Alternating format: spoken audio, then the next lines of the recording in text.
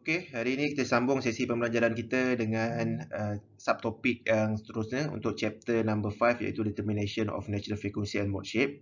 Dalam subtopik ini saya akan ajar pada para pelajar berkaitan dengan Holzer method. Tapi metod yang kita gunakan untuk hari ini adalah spring mass system.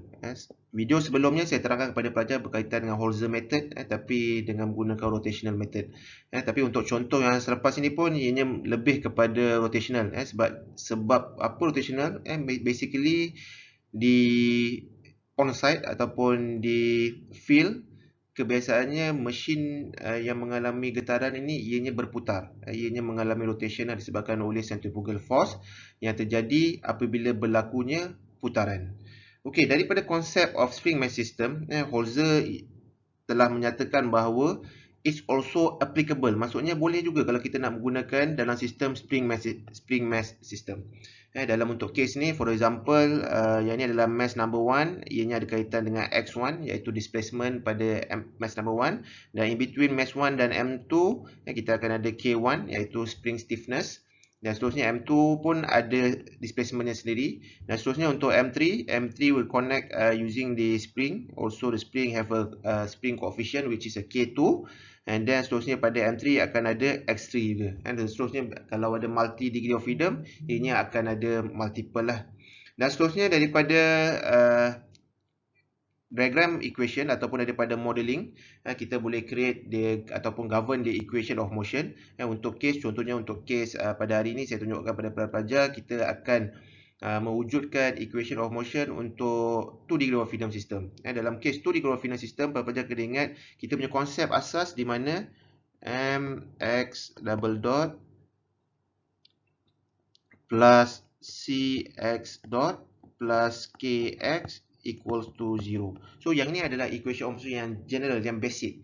So para pelajar kena ingat, bila case kita adalah undamp, maksudnya tiada damper, so yang ini kita akan cancel out kosong.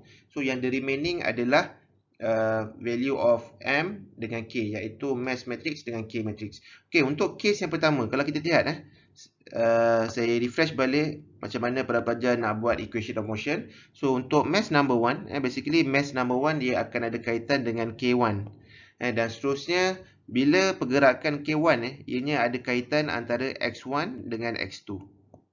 That's why kalau para pelajar lihat di mana dalam slide ianya akan mewujudkan M1 X double dot 1 dan K1 X1 minus X2 equals to 0.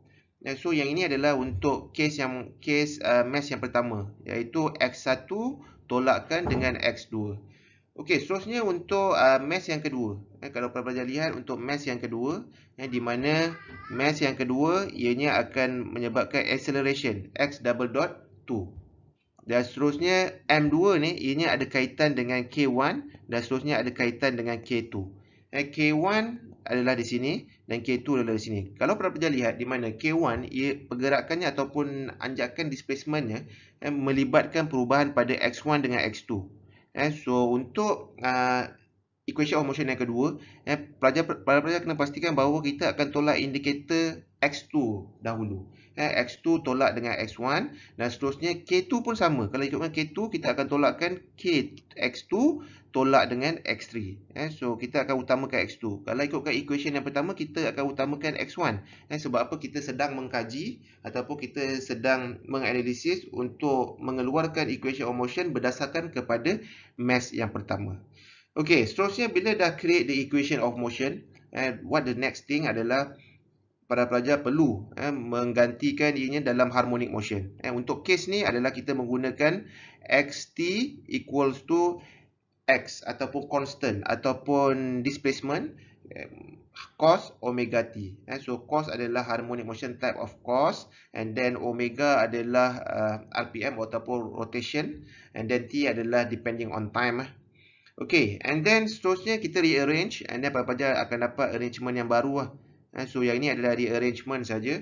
Apa pelajar akan dapat daripada mass matrix, ianya akan didarabkan dengan omega to the power of 2 untuk x1 equals to k1 x1 minus x2. So yang ini bila para pelajar telah gantikan xt ke dalam equation yang di atas ini. Pelajar kena ingat bahawa untuk harmonic motion jadinya pelajar kena convert. Yang ini akan dapat x dot t equals to omega power of 2 negative x cos omega t. So yang ini adalah bagaimana pelajar perlu buat differentiation dahulu sebelum pelajar masukkan ataupun gantikan dalam equation of motion. Dan seterusnya pelajar gunakan approach yang sama, method yang sama, pelajar akan dapat untuk equation yang kedua, iaitu omega power of 2 m2 x2 equals to k1 x2 minus x1 plus k2 x2 minus x3. So yang ini adalah equation yang kedua, dan kalau pelajar lihat di mana kita dah define bahawa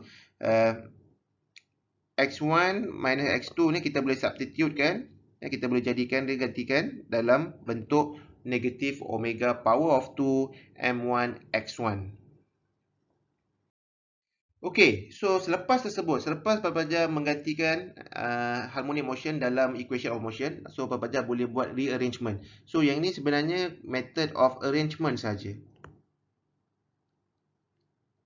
Arrangement di mana x2 equals to x1 minus omega 2 m1 x1 divide by k1. So kemudiannya untuk x3 pelajar akan dapat x2 minus omega power of 2 divide by k2 multiply with m1 x1 plus m2 x2. Dan bila Hosler ni dilihat, okay, this type of motion is repetition.